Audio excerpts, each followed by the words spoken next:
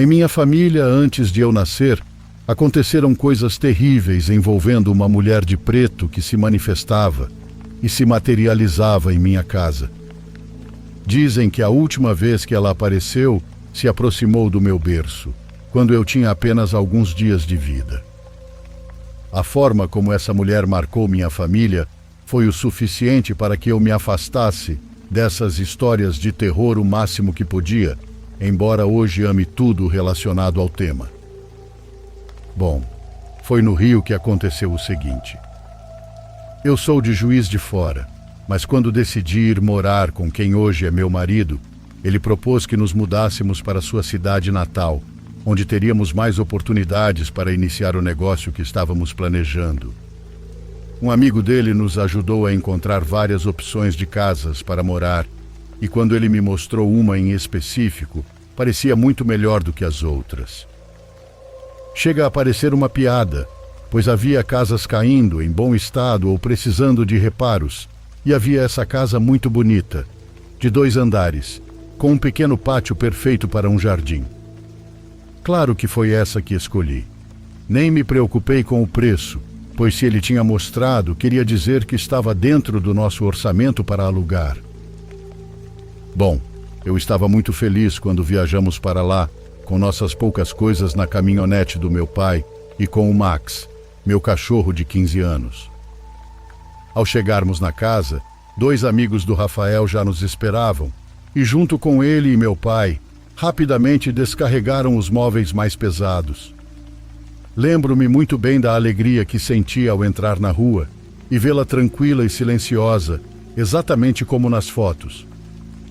Mas também me lembro de que, naquele primeiro momento, ao entrar na casa, apenas ao cruzar a porta, senti como se tivesse levado um golpe no estômago. Não muito forte, mas foi muito claro. Max não quis entrar, mas atribuí isso ao fato de que ele queria brincar com os amigos do Rafael, pois adorava conhecer pessoas e receber carinho.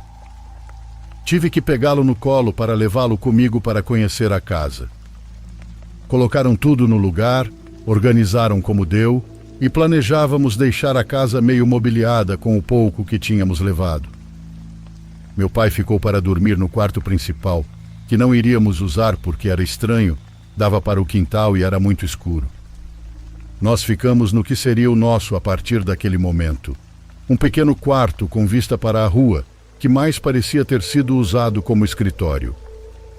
Em algum momento da noite, percebi que Max saiu, arranhou a porta e Rafael a abriu. Sei que naquela noite sonhei muito. Tive muitos pesadelos, mas, curiosamente, nunca consegui me lembrar sobre o que foram. Pela manhã, quando o sol mal tinha nascido, ouvi meu pai chorar e foi isso que me acordou. Era um choro que eu tinha ouvido poucas vezes, mas que reconheci. Descemos para ver o que tinha acontecido e Max, meu Max, estava deitado na porta da casa, como se tivesse adormecido e nunca mais acordado. Ele tinha morrido em algum momento da madrugada.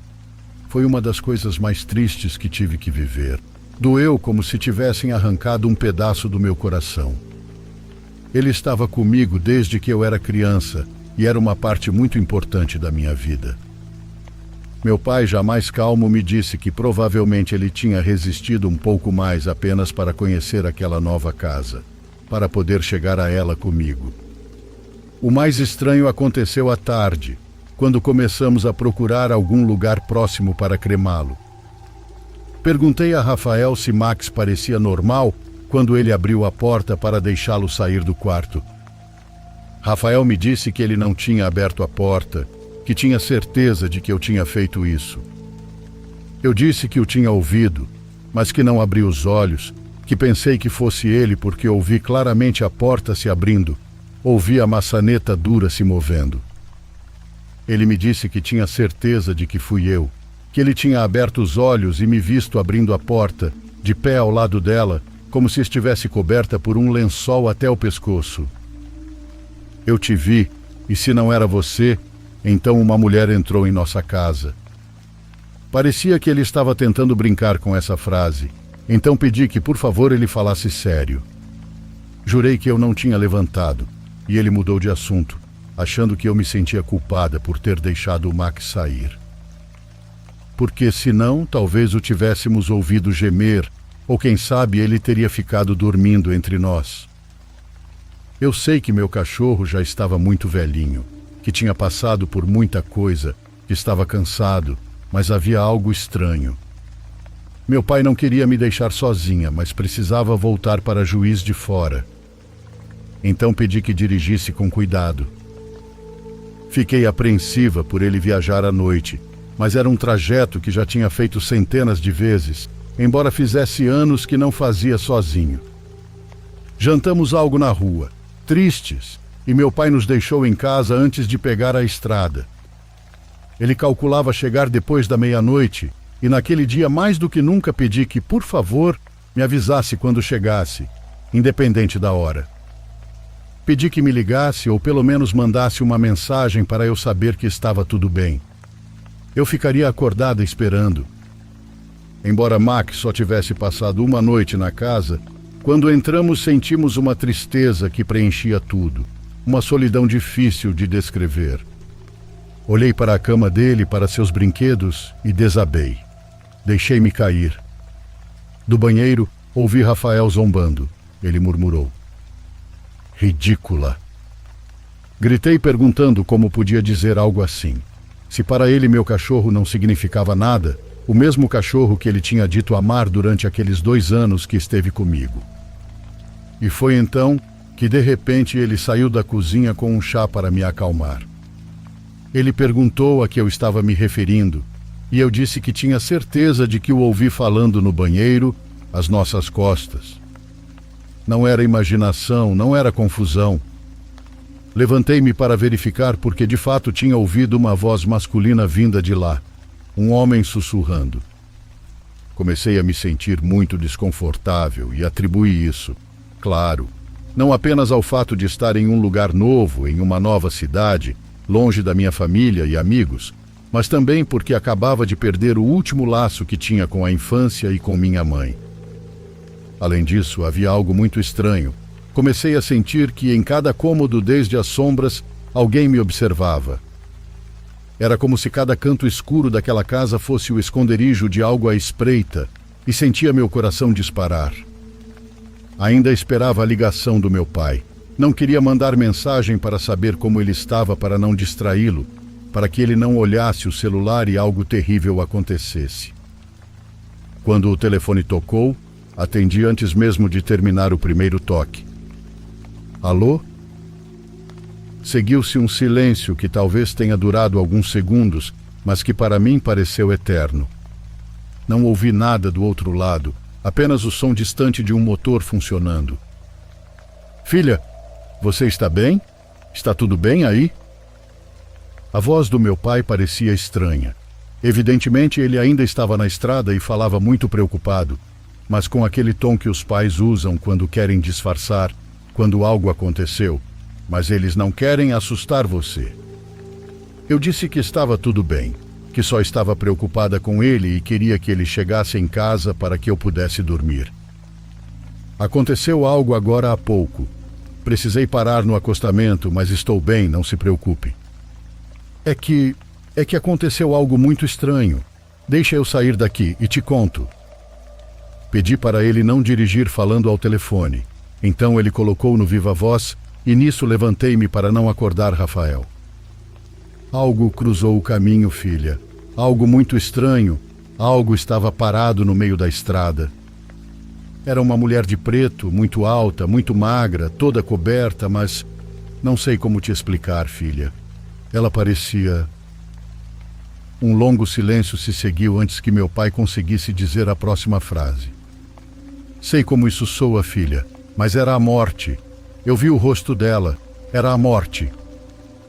Fiquei conversando com meu pai até ele chegar em casa. Ele estava muito assustado, mas tentou disfarçar. Procurou pretextos para me manter na linha. Só desligamos quando ele entrou na casa e Rafael tinha ouvido tudo. O silêncio na casa era tão absoluto que ele conseguiu escutar cada palavra. "O que ele disse que viu na estrada?" ele me perguntou. e ainda assustada pelo que estava prestes a dizer, respondi que tinha visto a morte. Ele se levantou, sentou na cama e acendeu a luz. Pediu que eu o acompanhasse e acendeu todas as luzes da casa sem me dizer nada. Me deixando ainda mais assustada, começou a procurar por todos os lados, em cada canto, acendendo cada luz. Eu insistia para que ele me dissesse o que estava acontecendo. Pedi que ele parasse e me explicasse. Ele arrumou um sofá bem perto da porta da casa, onde tínhamos encontrado Max, e me disse para ir com ele, para me deitar lá com ele. Não sei se tudo isso com Max me deixou muito nervoso ou o que você ouviu, mas sinto que tem algo aqui. Quando meus amigos chegaram para nos ajudar a descarregar as coisas, disseram que acharam que já havia alguém na casa. Eles falaram que viram alguém espiando por uma das janelas, que até acenaram, mas essa pessoa não respondeu. Eu disse que não tinha ninguém e eles não quiseram mais falar sobre isso, mas você viu que foram embora assim que puderam naquela noite. E há pouco, quando seu pai foi embora, juro que vi alguém com ele no banco de trás da caminhonete.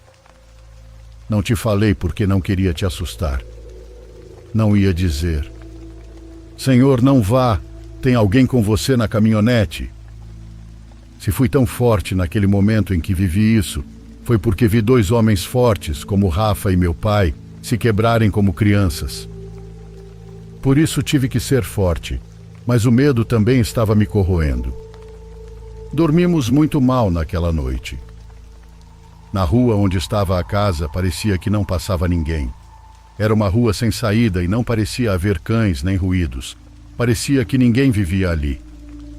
Mas era estranho porque todos os carros estavam em seus lugares. Não era por causa do calor que ninguém estava do lado de fora, já que o clima estava bem agradável. Por volta das 9 da manhã, enquanto limpávamos com a porta aberta, vimos algumas crianças caminhando desde o fundo da rua sem saída, mas ao se aproximarem de nossa casa, cruzaram para o outro lado. Assim que passaram, cruzaram de volta e seguiram andando.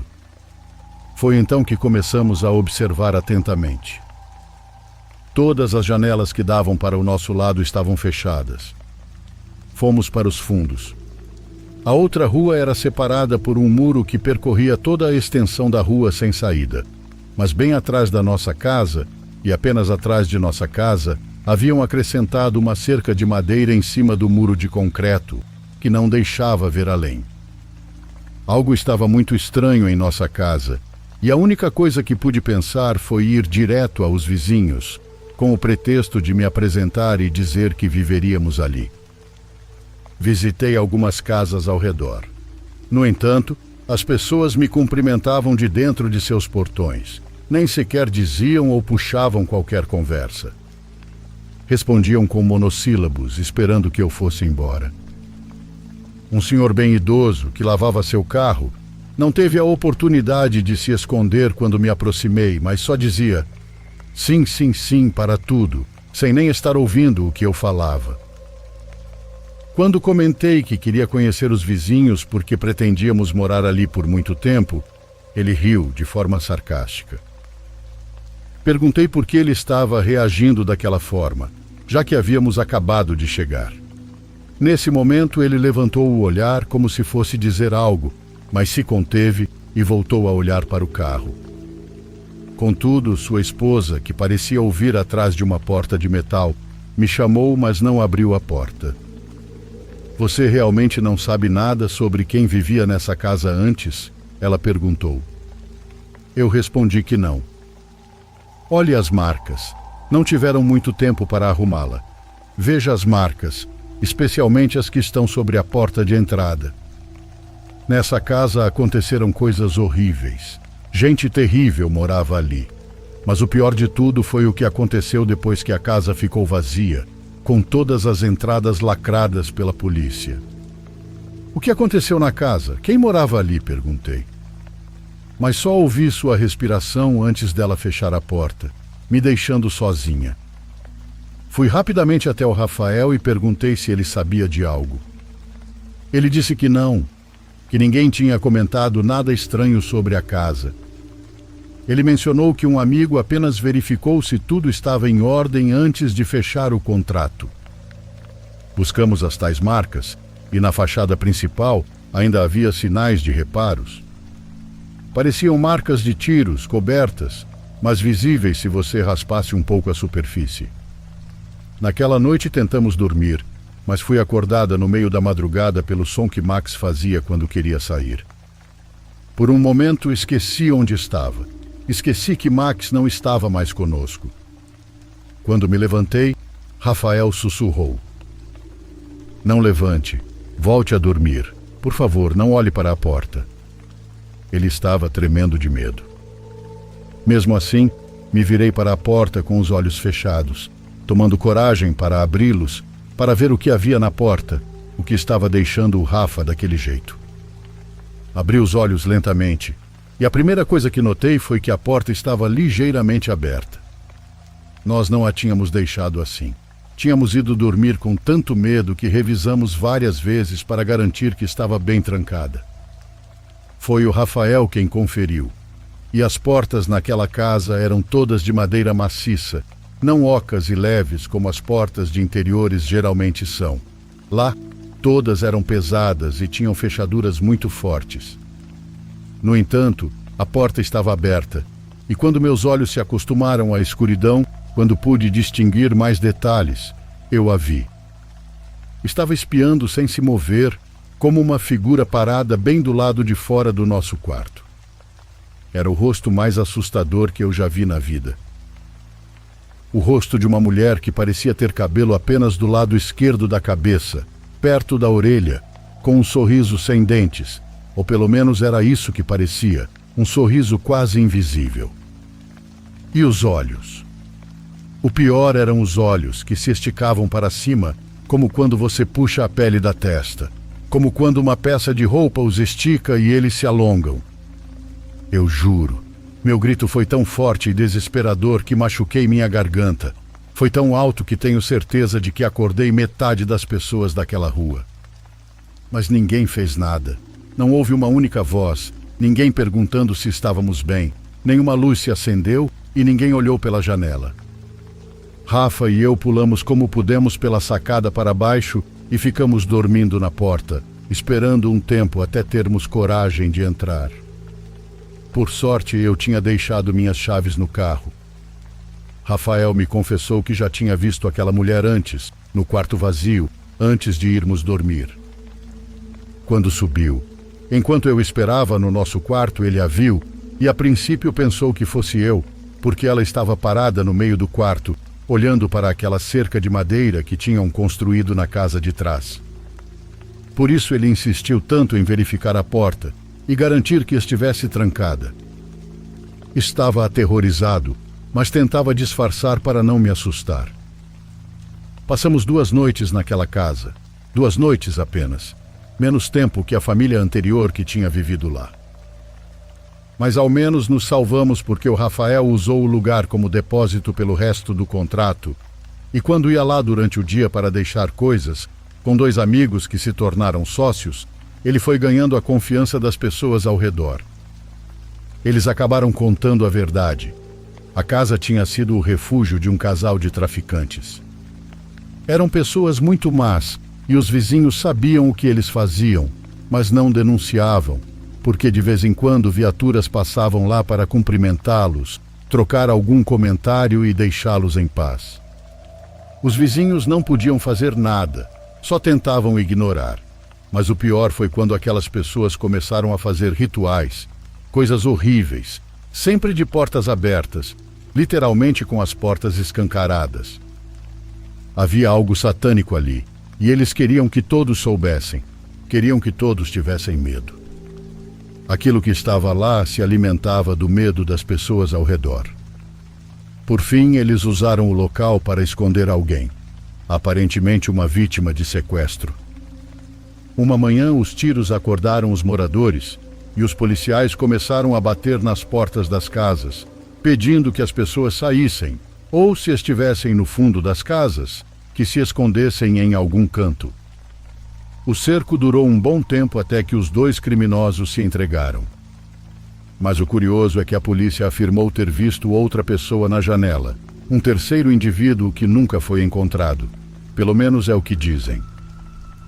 Para a vítima que estava lá, já era tarde demais.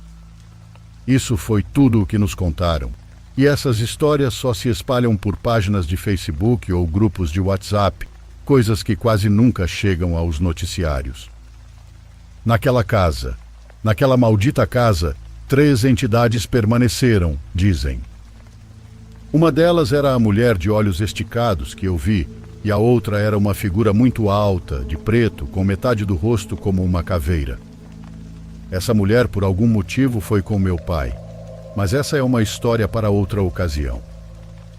Eu só peço, por favor, que se vocês conhecerem um lugar onde ocorram crimes desse tipo, onde se adorem coisas tão malignas, saiam o mais rápido possível.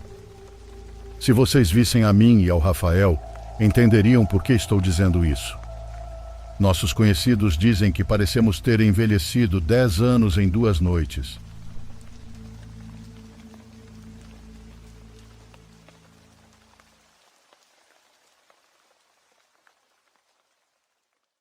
Por favor, curta e se inscreva se você estiver gostando. Agora continuamos.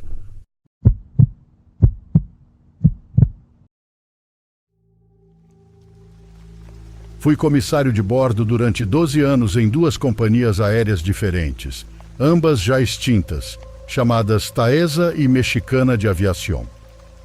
A primeira experiência que tive foi na Taesa, em 98.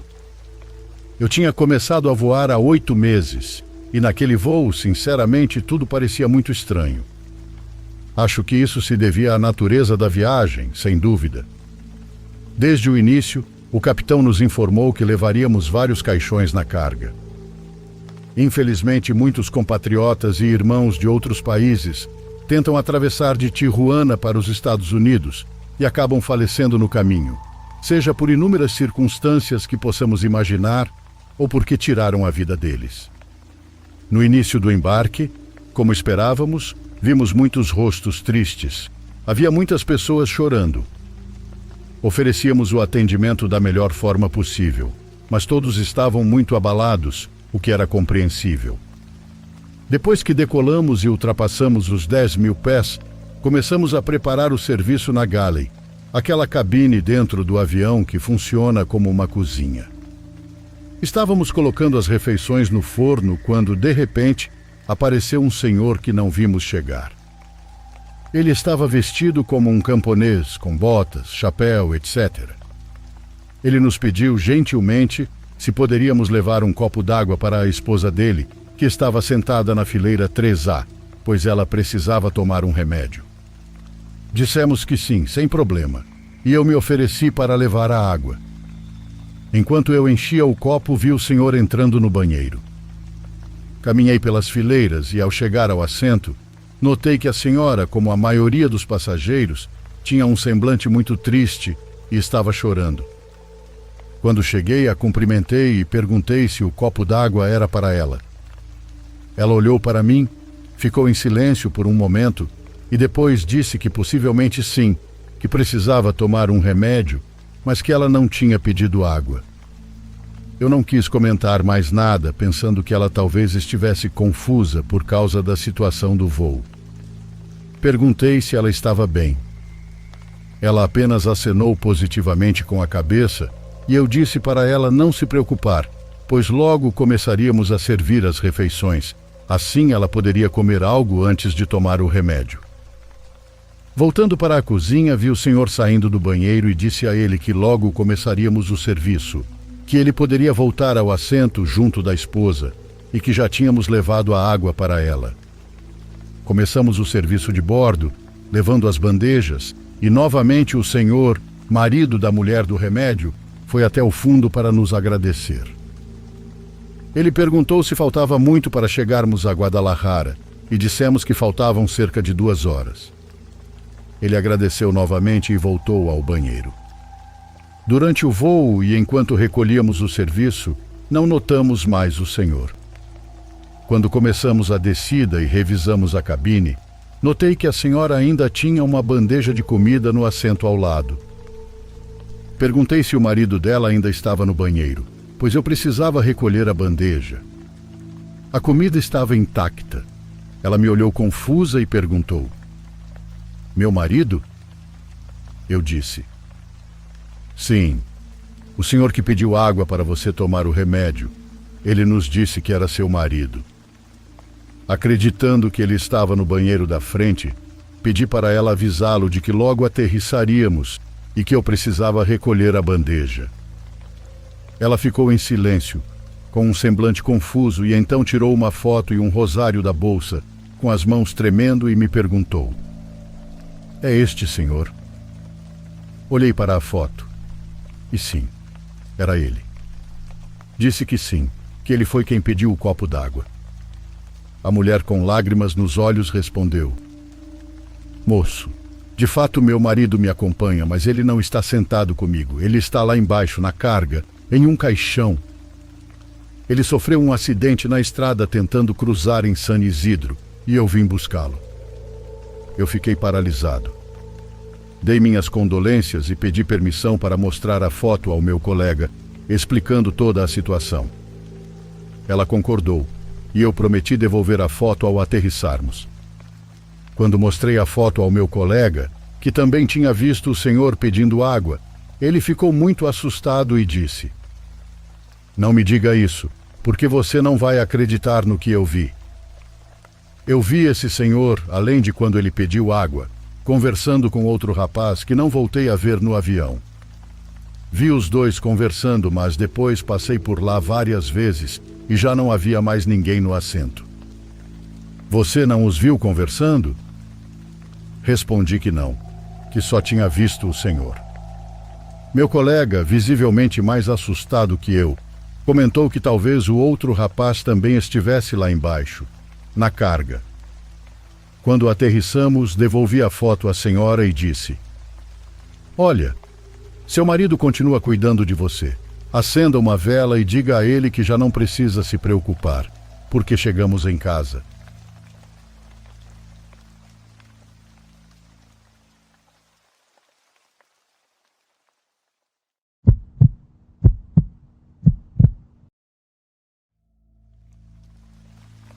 Eu estava a caminho de entregar um pedido da lanchonete onde trabalhava.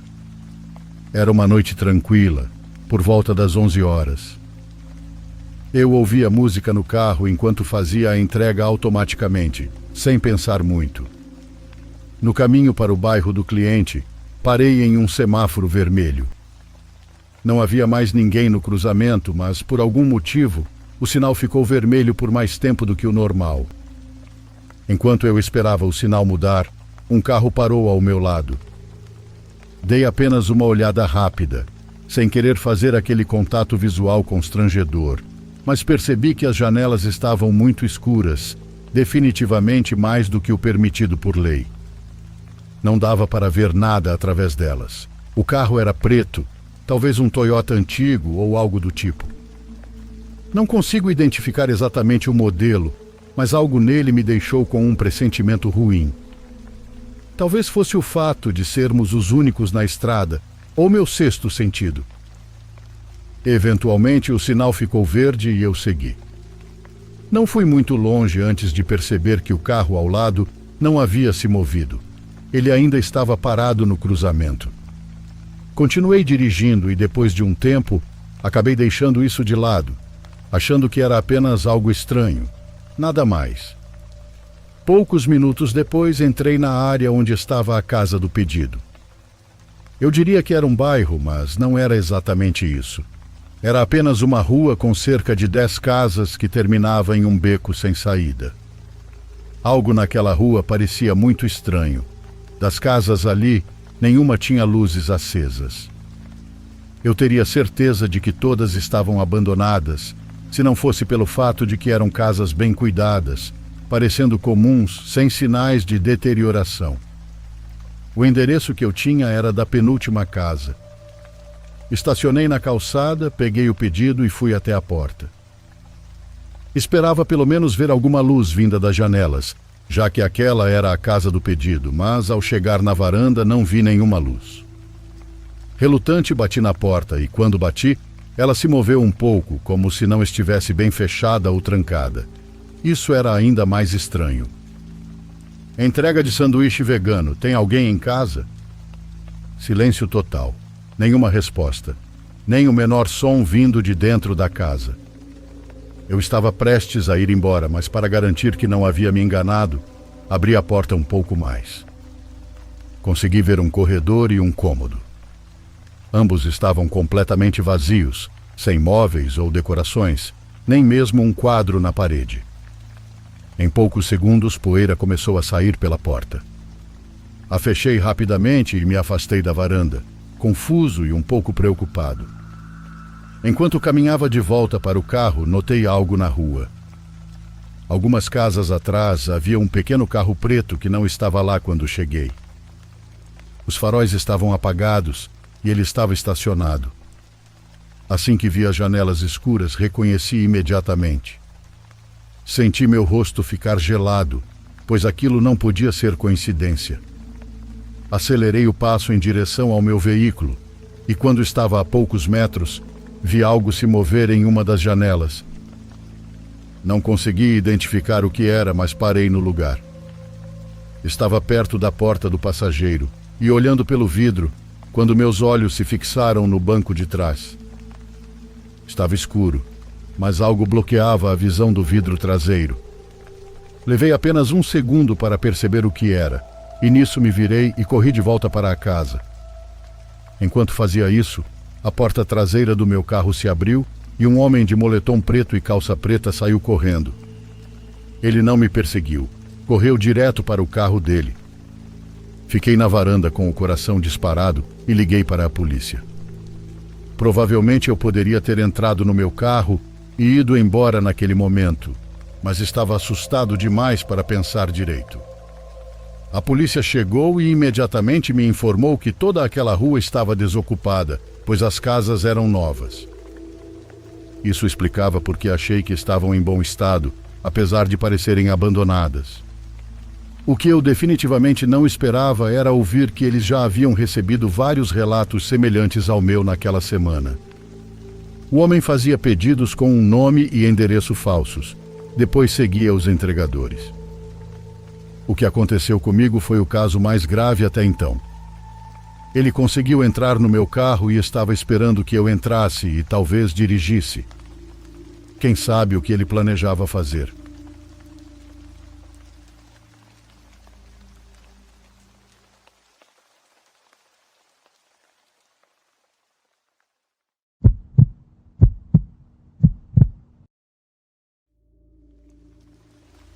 Esta é a primeira vez que conto uma das muitas histórias que ouvi da minha mãe.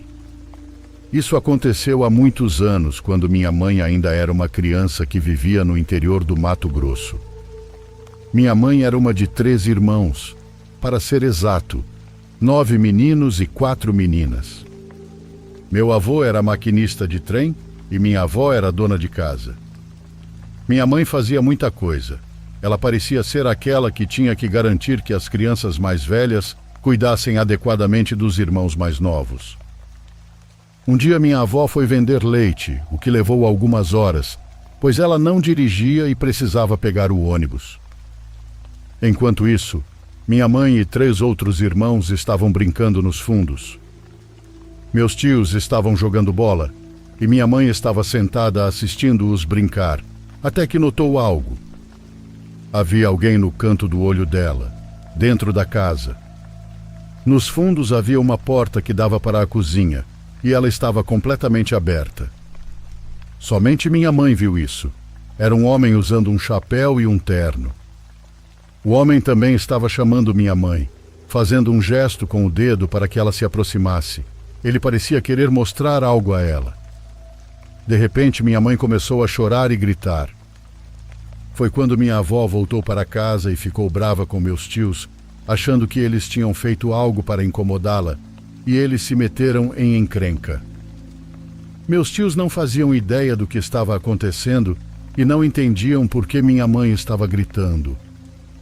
Naquela noite, Toda a família iria para a casa de outro parente após o jantar.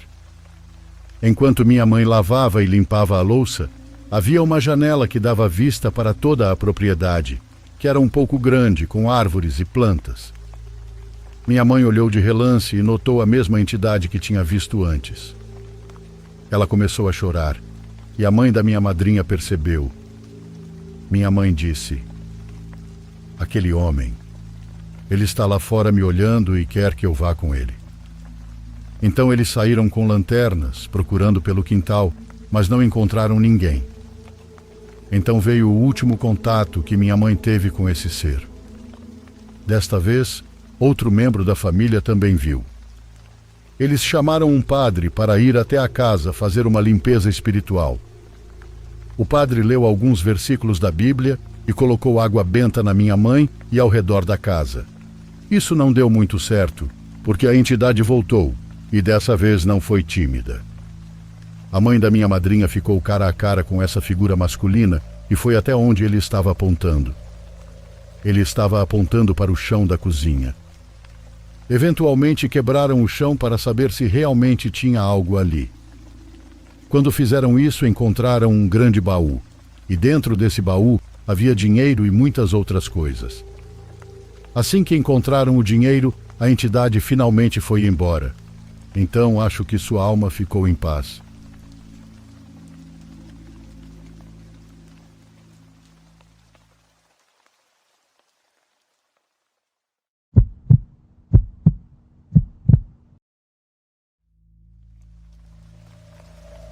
Escrevo para compartilhar algo que me aconteceu em novembro de 2010, quando eu estava fazendo meu internato como médico.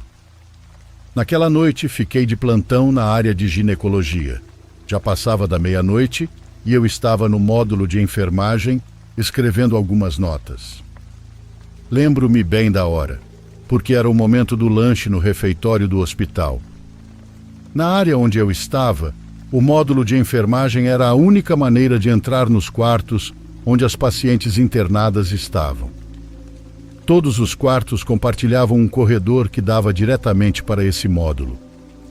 A enfermeira responsável me avisou que iria tomar o lanche e, ao voltar, administraria os medicamentos pendentes, deixando-me sozinha na área. Aproveitei para verificar uma paciente que tinha uma medicação pendente. Fui até o quarto dela, fiz algumas perguntas de rotina e, ao final, disse: "A enfermeira já vem e aplica o medicamento." Para minha surpresa, ela respondeu: "Ela já veio. Você deve ter cruzado com ela no corredor antes de entrar." Fiquei arrepiada, pois sabia que estava completamente sozinha naquela área. Com a voz trêmula, perguntei: "Como ela estava vestida?" A paciente respondeu: "Estava com um vestido branco, meias brancas e sapatos de salto brancos." O medo me invadiu naquele momento, pois as enfermeiras já usavam calças, jaleco e suéter verde. Era assim que a enfermeira que deveria atender a paciente estava vestida. Não havia como alguém ter passado pelo módulo de enfermagem sem que eu visse enquanto escrevia. Quando a enfermeira voltou do lanche, perguntei se já tinha administrado o medicamento para a paciente e ela disse que não, que estava indo fazer isso. Contei o que a paciente me havia dito e ela também ficou pálida. Ela foi verificar e, ao retornar, contou que a paciente repetiu a mesma coisa, que já haviam dado o medicamento. Apenas eu e a enfermeira estávamos lá e até hoje sempre pensei que talvez tenha sido uma aparição.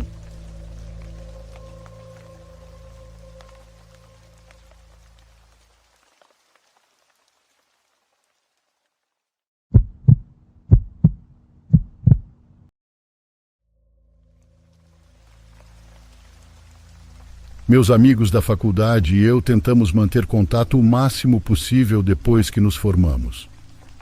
Uma das maneiras de fazer isso era tirando uma semana de folga durante o verão ou outono para fazermos uma viagem de camping. No ano passado, planejamos juntos e decidimos acampar nas montanhas do Colorado no final do verão. Assim que nosso voo pousou, pegamos o carro alugado e partimos para as montanhas para acampar. Na segunda noite encontramos uma pequena área de camping com lotes individuais. Os lotes eram bem distantes uns dos outros, dando a sensação de um acampamento individual, especialmente com todas as árvores ao redor. Escolhemos um lote perto de um pequeno riacho que corria próximo à estrada para podermos nos banhar após um longo dia de caminhada. Montamos nosso acampamento enquanto ainda estava claro, para não termos que montar nada depois que escurecesse. Quando tudo estava pronto, fomos a um restaurante na cidade mais próxima para jantar. Voltamos ao acampamento já escuro e ficamos surpresos ao ver que a aba da nossa barraca estava aberta e algumas coisas haviam sido movidas. Não havia ninguém no nosso acampamento, mas alguém havia mexido nas nossas coisas. Foi uma cena chata de se ver, mas continuamos com a nossa noite. Logo seria hora de dormir, então pegamos nossas toalhas e caminhamos uns 5 minutos até o riacho para nos banhar. A água estava muito fria, mas ainda assim era bem revigorante. Só percebi algo depois que todos saíram do riacho e estavam se secando na margem. Do outro lado havia com certeza alguém nos observando. Sem querer alarmar meus amigos, e também sem querer que a pessoa do outro lado soubesse que eu a tinha visto, sugeri que voltássemos ao acampamento. Na caminhada de volta, expliquei brevemente aos meus amigos que tinha visto alguém do outro lado do riacho na floresta, mais ou menos entre as árvores. Entre isso e o incidente de alguém ter mexido na nossa barraca enquanto estávamos fora, decidimos dormir no carro naquela noite. Já era difícil dormir e se acomodar no carro, e a ansiedade sobre a pessoa que eu tinha visto não ajudava. A noite toda eu ficava olhando pelas janelas, tentando ver se havia alguém à espreita à luz da lua. Em algum momento, no meio da noite, olhei pela janela do carro e meus medos se confirmaram. Havia uma figura agachada na entrada da nossa barraca, com algo na mão, abrindo o zíper lentamente. Assisti paralisado enquanto a pessoa rapidamente descobriu que não havia ninguém na nossa barraca, e então virou a cabeça em direção ao nosso carro. A figura desapareceu lentamente ao redor da tenda e começou a se aproximar do carro, agachado. Acordei meus amigos como um louco enquanto alcançava o banco do motorista para buzinar. A buzina ajudou, pois vimos a pessoa sair do acampamento e desaparecer na floresta. O que sempre me marcará naquela noite é como o sujeito que vimos não fugiu assustado. Ele simplesmente se levantou e caminhou calmamente para a floresta, sem se incomodar com nada. Ninguém conseguiu dormir mais no carro. Ficamos alertas e paranoicos, achando que a pessoa poderia tentar voltar. Não tivemos mais problemas pelas últimas horas da noite até começar a clarear. Tínhamos planejado ficar nesse local de acampamento por 2 noites, mas nem preciso dizer que não ficamos lá pela segunda noite. Continuamos o resto da nossa viagem de camping, mudando para outro local. Felizmente não tivemos mais problemas, mas aquela noite ficará vívida na minha memória por muito tempo.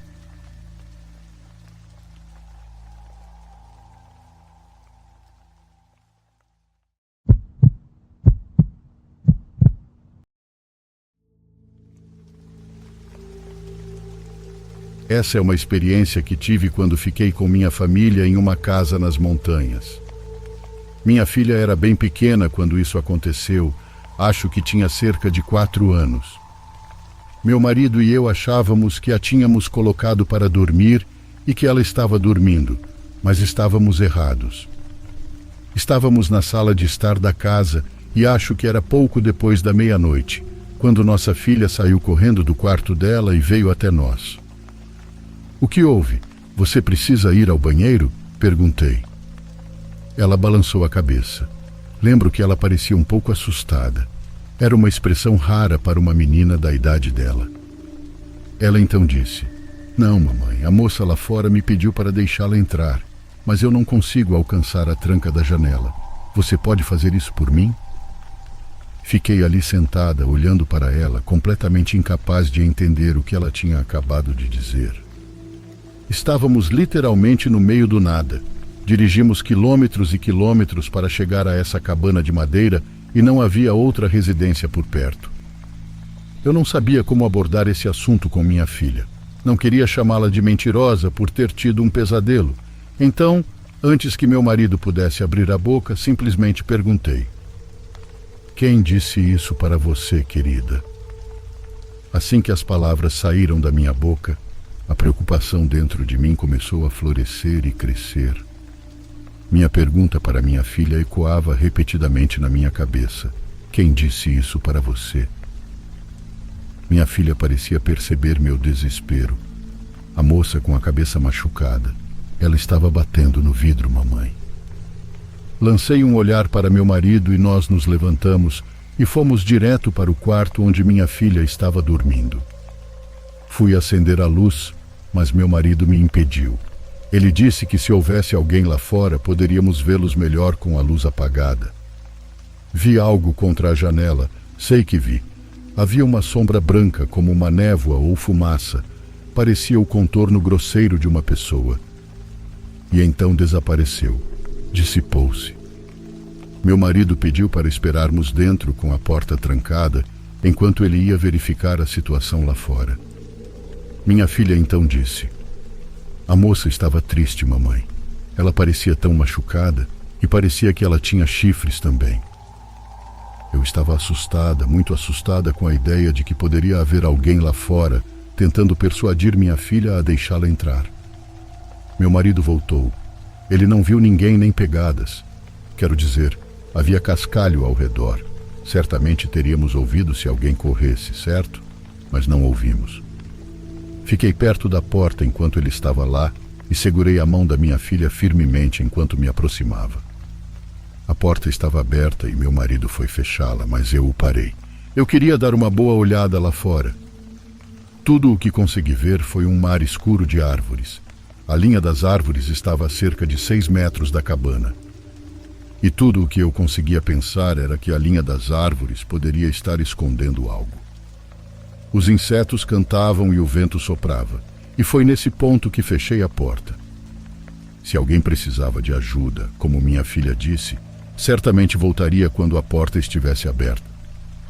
Dormimos todos na mesma cama naquela noite, e felizmente nada mais suspeito aconteceu depois disso. Eu diria que fiquei completamente nervosa até deixarmos aquela cabana. Foi a coisa mais assustadora que já me aconteceu. Eu me pergunto quem era a moça machucada com chifres e por que ela queria que minha filha a deixasse entrar.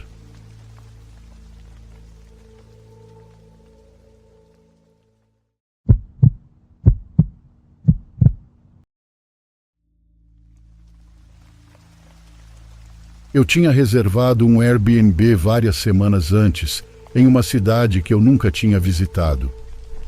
Um cliente que eu ia encontrar para o trabalho morava na área, então eu só ficaria lá por um dia e depois voltaria para casa. A viagem foi de 3 horas, e quando estacionei na entrada e saí do carro, o bairro estava muito quieto. A maioria das luzes das casas estavam apagadas, e as árvores cobriam os jardins, bloqueando a maior parte da vista. A única coisa que realmente vi foi uma pessoa caminhando pela rua. Ela estava longe e nada parecia errado, mas por alguma razão, isso me deu uma sensação estranha. Fui até a porta, destranquei e entrei me acomodando. Era uma casa muito comum, nada de especial, mas era perfeita para o que eu precisava. Depois de fazer um tour pelo lugar e conferir tudo, abri a porta da frente para pegar minha outra mala no carro. Quando pisei na varanda, notei alguém parado na rua.